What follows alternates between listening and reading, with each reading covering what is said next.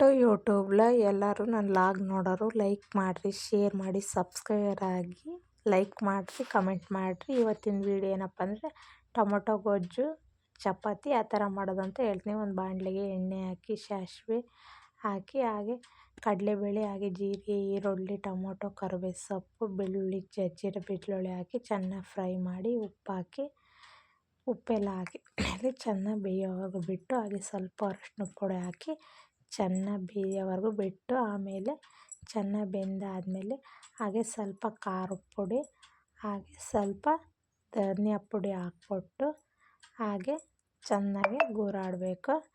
ಆದರೆ beetroot tomato ಗೊಜ್ಜು ready ಆಯಿತು. ಚೆನ್ನಾಗಿರುತ್ತೆ. ನೀವು ಒಂದ್ಸಲ ಟ್ರೈ ಮಾಡಿರಿ. ಎಲ್ಲರೂ ಸಬ್ಸ್ಕ್ರೈಬರ್ ಆಗಿರಿ, ಹಾಗೆ ಲೈಕ್ ಮಾಡಿರಿ, ಹಾಗೆ ಶೇರ್ ಮಾಡಿರಿ. ಚೆನ್ನಾಗಿರುತ್ತೆ. ತಿಂದು ಒಂದ್ಸಲ ಟ್ರೈ ಮಾಡಿರಿ.